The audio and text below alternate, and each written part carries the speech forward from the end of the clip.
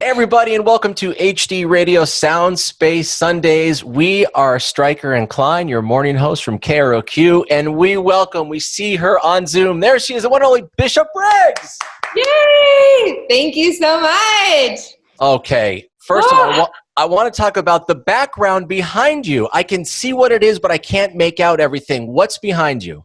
Yes, this is my quarantine expression of creativity. I got all the books in my apartment and just started tearing out pages and tried to make it artsy in some way. But they're pretty cool. Yeah. It's a shrine. I'm just curious if there's any voodoo dolls there as well. Or well, I can't make any promises. But okay, that's good. That's an honor. If you end up on the wall of a Bishop Briggs, you know that you're doing something right. Yeah, I definitely feel as though there's a bit of a shrine. There's definitely a shrine vibe happening. But has the quarantine inspired you to create or deflated you to create or somewhere in the middle? What's it like for you right now? Oh, well, first of all, you guys, I'm living for this moment with all of you. Living for it. I would just do this whether or not you guys, I would just be like, can we just meet up? Yeah, it's, I think it's been interesting creatively. There's been a huge part of it that has been positive in the sense of, I'm normally running around on tour. So to have this moment to breathe, I think that's been a positive that I could take out of it and really, honing in on like visuals for certain things that are coming up and having that time to like, really sit on something, that is new, and there's a part of the spontaneity that I love, naturally. But there's a part of the spontaneity that's normally a necessity, it's because I'm running around that I have to like make decisions and it has to be really quick. So, I've tried my best to stay creative and, by the way, there's going to be a fly. Okay. I don't know if you saw that episode of Breaking Bad with the fly. Yes. It's going to be that for this. And I've decided today, I'm not going to let it affect me. Okay. Whoa. So if you see it, okay. Yes. You're not acknowledging his or her or they presence. Okay. All right. Fair enough. Okay. But you may see a fly. It's not because of me. And that's what I realized. It's not because of me. Take a breath. It's not because of you. It's because you left a window open one time. And it's one of the buzzy ones. Oh, the worst type of fly. The worst type. They just can't. It's like there's no actual fear, but it gives you a bit of a fright because you hear a noise. I'm doing good, guys. Also, the flies don't respect the social distancing. They just really don't. And something that I have noticed that I've had to do more of, which has definitely not been helpful for my self-esteem, but you have to do a lot more of like filming. It's kind of more diving into like the YouTuber style of things. You have to have like your lighting set up. You have to have whatever sound. This fly, and it's been like these like one take things. Yeah. Where, like I'm singing something live and I'm taking a video of it, and the fly will come in, and it's like this thing. Like, do I break the moment of like a river? And then it's like, and then I'm like, oh my God, sorry, there was like a fly. Oh my God, it just like got in my space. Like, which way do I lean? So it's very charming if you're singing like a river. I mean, of course I can't do it like you, or well, of course, and you stop for, there's a fly bothering me. But it's also like, wow, Bishop Briggs is so in the moment right now. This fly, as big as a helicopter, is buzzing around her head and her ear right now. Yes. And that is also like, you have such a soothing voice. Like you're like, oh, like that gave me a fright. Like, whoa. Like that's like, I feel kind of calm just hearing that. Mine is like, or it is like a complete Valley Girl, which is just like, oh my God. It's like, this is totally ruining my vibe. It's like, I don't really want to go. I don't know which way to go. It's kind of fascinating though to think about, because if you're performing in front of thousands of people, you would think that would be so much more distracting because there's like a million things going on. Right. And yet here you are in front of no people, a camera, and the fly is like dominating you. Where I saw you, at Weenie Roast a few years back, and it was like You're saying I've fallen from grace. Yes, that's what I'm saying right now. I mean, it's not really your fault. It's society's fault, really. You can take the heat, though. No, that's the thing. Like, I think, I miss so many things about performing, but what I always loved so much about touring and performing and even meeting people in person was that I could be myself, flaws and all, and it would just be, and of course people can like write up things about you, but I think with this current setup, it's like people are live, right? Like I felt quite relieved that this was over Zoom, and and this is what's like breaks my heart, because it's not even that people are writing mean things on this, or whatever, but you're getting like emojis of like fruit, Right. Yeah. And you're like, this is just so, I can't imagine, being at a meet and greet or singing, on stage. And, of course at festivals, unique things happen. I mean, I had like a John Stamos poster, like just like, yes. And I was like, yes. But you get to like interact with it rather than, oh, you're pretty okay. Oh, you're pretty okay. Right. Rather than that, I don't know that it's the healthiest to be getting kind of, I don't know if any of this. It makes sense. Yeah, Bishop, welcome to our world. That's what, you get to see the reaction of people every time you perform. Stryker and I have to sit around in a room, look at each other and hope that it's connecting with the masses that are out there.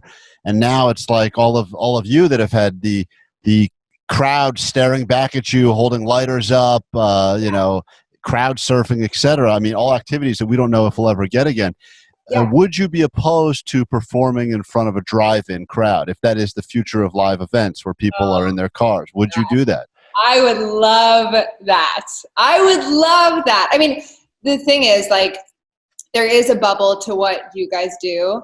And it's interesting because, there is, of course you can like pick up energy from the audience, but it's true. You don't really know. You don't know, but there is something about how you feel. And I feel that way about what you guys do too. It's like, but when you're in the room and you are connecting and there's chemistry and maybe you're getting like a phone call from someone while you're in there, it's like there's an energy that you're like, even if people didn't connect to that, like that is just what my soul should be doing. And I think when I go on stage, I have that feeling of like, even if like, that speech or that moment, didn't mean anything to anyone, like I felt it so fully. And I think there is something that in not having that on the day, and I don't know, there was always like a thing to look forward to in having that. So even if I, had a week off, I had that. But I think to be clear, very clear, relatively, of course, I feel completely blessed. I'm diving into it just because I think it's a little interesting, but I think everyone's, obviously in different boats, but I would definitely be up for the drive thing. After every song, I'd be honking my horn, flashing the lights, jumping out my sunroof. Bishop Briggs, right there. It'd be so fun. I mean, I don't know if I could tell you this, but I have the craziest story to tell you. Let's hear it. Okay, so a couple of days ago, hiking in LA, got opened up, but you had to wear a mask. And I am hiking and I get to the top and there are these two girls and they're like, hey, like they came from the other side. They're like, how long did it take for you to get like up that way? And I was like, oh, I think it was, maybe 30 minutes or whatever. And we start talking and she's like, oh, I just went through a breakup, like literally a couple of days ago, which I was like, how are you walking? But maybe that's just me being and we end up like talking and we're talking about like kind of all the things that kind of happened before Corona. So we're like Love is Blind references and like kind of dated, but we are like dying laughing. We're 6 feet apart. We're dying laughing. And at the very end, we're talking for 35 minutes. And I literally was having the time of my life communicating to someone that I didn't know, and then at the very end, the girl goes, you know who you look so much like? Okay. And I was just like, I was waiting for like some like, I don't know, disaster. But she was like, you look so much like Bishop Briggs. Okay. And we're in the middle of, we're like in Malibu, like on a random hike. Yeah. Like I don't live in Malibu ever. Like I was just there. Okay. And the friend goes, are you seriously just realizing that right now? Did you tell them that you were Bishop Briggs? Please say you did, that it's me, Bishop Briggs. I was like near tears, first of all, like, which tells you so much. And then I said, it's so crazy you say this, because when you said you went through your breakup, I so badly wanted to say, you have to listen to my album. Yeah. Right. Because I was like, it goes through the stages, like you have to listen to it. But, and I had said, like, as we were talking, something came up and I was like, oh yeah, like, I saw them like at a festival. I was like, I'm a musician, so I was lucky that I got to, like, I had said, but it was like right at the end. Yeah. Like it wasn't as if I was like trying to pretend I wasn't a musician or whatever. I had like all my tattoos out and like, it wasn't like that. Anyways, you guys, I floated down the hill. She starts sobbing. She saw me at the Will Turn. Wow. She was like, you're wearing this skull thing. And I was like, oh, that's where my graduation was. And she goes, that's what you said on stage. Like, it was, you guys, it was such what a cool connection. And like, I had forgotten that whole part of, I know this sounds insane, but I had forgotten that whole part of social interaction. Like, you're at 7-Eleven and the guy's like, how's your night going? You're like, oh, it's, I don't know. I was going to say it's a doozy. I don't know why. It's a doozy. Okay, I'm just going to commit to it. It's a doozy. And he's like, oh my gosh, we had a crazy person come in here, blah, blah. And you randomly, you just start talking. Yeah. All the time. And with this, everyone's scared. So like, if you're going to linger with like a cashier register or anything, it's like, what are you doing? Like, that's their vibe. They're like, come on, like, we can't do this. And I had forgotten, I'd totally forgotten about that element of like, of this that is disconnecting. But now, listen. If you can get recognized on a random canyon covered in sweat, wearing a face mask, that's how you know you've made it. It's not just zooming with a couple of radio guys in our closets. That's very, very kind. I think I had it was just so. I forgot. I don't know. It's like when it's through the internet, there's something so connecting about it in some ways, because you feel like. Because it has to be in this, you have to be like, this is connecting. Right. And it was just like to have someone just like, bawl and just be like, I really needed this. And like, and for us to have had, I would have been floating all the way home, even if they hadn't, known who I was, but it was such a crazy moment. We did take pictures. Good. Oh, nice.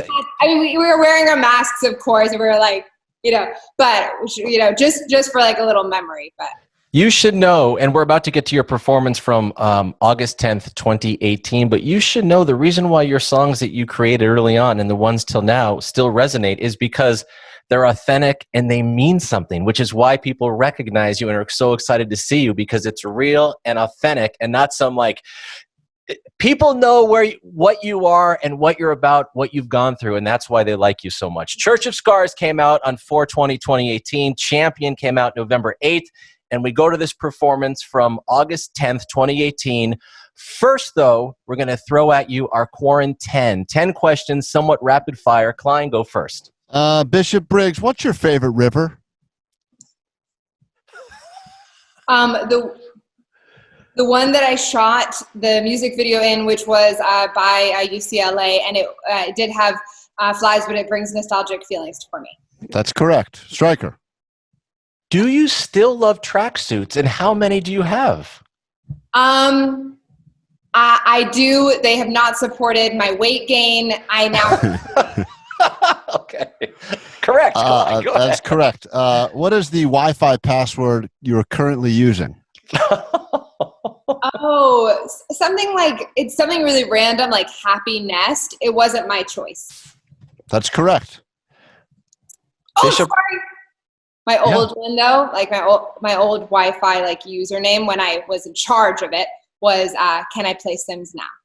Oh, that's also correct. your hand. Okay, Bishop Briggs, what animal do you fear most? You're walking, you're hiking, and this animal appears.